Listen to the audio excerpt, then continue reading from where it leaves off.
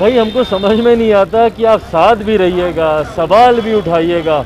इतना ही अगर आपको अपनी नीति, अपने सिद्धांतों, अपने विचारों पर विश्वास है तो अलग होइए ना इन से।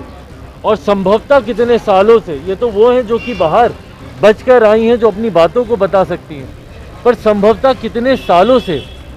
और बल्कि इसमें तो मैं भारतीय जनता पार्टी से भी आग्रह करूंगा भैया कि आप लोगों का मोटो है, आप लोग बोलते हैं बेटी पढ़ाओ बेटी बचाओ, और यहाँ बिहार में आप ही के साथ सत्ता में जो लोग हैं उन्हीं के शासन प्रशासन सत्ता तंत्र के नीचे उनकी नाक तले इस तरीके से घटना को अंजाम दिया जा रहा है, जिसकी जितनी निंदा की जाए भाई शब्द नहीं है अब इन चीज़ों की निंदा करने के लिए। इसीलिए हम लोग बार बार आग्रह कर रहे हैं, और मैं पुनः इस घटना के बाद मैं पुनः महामहिम राज्यपाल जी से मैं आग्रह करूंगा कि इससे ज़्यादा घृणित घटना और कोई नहीं हो सकती। भाई हमको समझ में नहीं आता कि आप साथ भी रहिएगा, सवाल भी उठाइएगा। इतना ही अगर आपको अपनी नीति, अपने सिद्धांतों, अपने विचारों पर विश्वास है तो अलग होइए ना। विशेष राज्य का दर्जा क्या झुंझुना क्या दिखा रहे हैं प्रदेश के लोगों को? सरकार में आप लोग हैं और आप भी लोग सवाल उठा रहे हैं। मतलब इससे बड़ी विडंबना हमने नहीं देखी, या इससे बड़ा कमजोर मुख्यमंत्री हमने नहीं देखा। फिर आप विशेष राज्य के दर्जे की मांग का सवाल भी आप उठाएंगे और उसके बाद उसी के साथ सरकार मिलकर सत्ता का सुख भी आप भोगेंगे। अगर आपको इतना ही ऐतराज है तो उठाइए कदम मजबूत, अलग होकर दिखाइए अगर आप में हिम्मत है तो। और अगर नहीं हिम्मत है तो कम से कम ये झुंझुना बिहार के लोगों को मत दिखाइए, फिर काम करके दिखाइए। फिर इस बात का वो लीपा पोती मत कीजिए कि भैया हम लोग को विशेष राज्य का दर्जा नहीं मिल रहा इसलिए हम लोग काम नहीं कर पा रहे हैं। भाई गठबंधन के आपके साथी हैं भारतीय जनता पार्टी, जाइए जाकर बात कीजिए। भारतीय जनता पार्टी 200 बार स्पष्ट कर चुकी है कि विशेष राज्य का दर्जा वो नहीं देने वाली है। उन्होंने प्रावधानों का हवाला उन्होंने दिया, नीति आयोग का हवाला उन्होंने दिया है। उसके बाद क्या बार बार विशेष राज्य का दर्जा, विशेष राज्य का दर्जा। भाई हम लोग भी मांग करते हैं कि विशेष राज्य का दर्जा मिले। इसीलिए आज हम लोग आपकी सरकार से अलग हैं, क्योंकि हम लोग मानते हैं कि मौजूदा मुख्यमंत्री नीतीश कुमार इतने कमजोर हैं, उनमें ताकत नहीं है कि वो हमारे प्रदेश को विशेष राज्य का दर्जा दिला सकें। तो इसीलिए बार बार इस बात का झुंझुना आप लोग मत दिखाइए, बजट का हवाला मत दीजिए। मतलब बजट आधे देश के लिए बहुत बढ़िया और बिहार के लिए बहुत बुरा।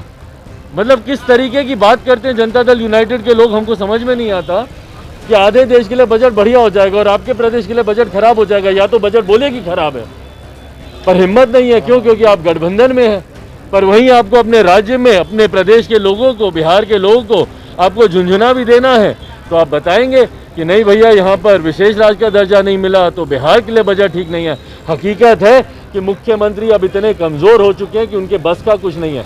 ना वो अपराधियों पे लगाम लगा सकते हैं, ना वो शेल्टर होम जैसी घटना पर अपराधियों को सजा दिलवा सकते हैं। चिराग पासवान तो ये बताएंगे ना, चिराग जी, आपके चाचा की पार्टी को क्या वहाँ पे आपका उम्मीदवार दिख सकता है चुनाव में? भाई हम लोग चर्चा कर रहे हैं यहाँ पे तमाम पार्टी के लोगों के साथ, और अधिकांश सीटों पर हमारे प्रत्याशियों का चयन हो चुका है। संसदीय बोर्ड, प्रदेश संसदीय बोर्ड के द्वारा कई नामों का सुझाव हम लोग को भेजा जा चुका है, जिसमें से अधिकांश नामों पर फाइनल मोहर भी लग चुकी है। तो से और संभवतः कितने सालों से ये तो वो हैं जो कि बाहर बचकर आई हैं, जो अपनी बातों को बता सकती हैं, पर संभवतः कितने सालों से।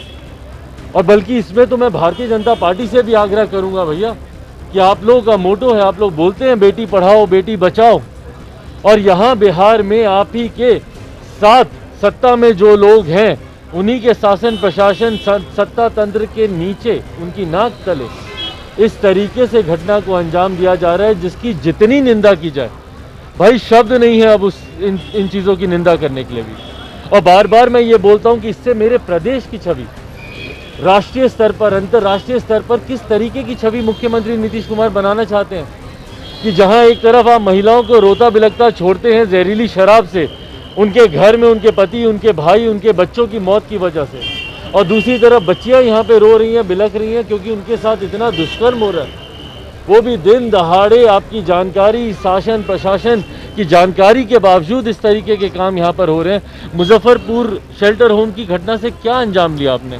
क्या उससे सीख ली? उसके बाद क्या आपने ऐसे कदम उठाए कि शेल्टर होम में दोबारा से इस तरीके की घटनाओं को अंजाम ना दिया जाए?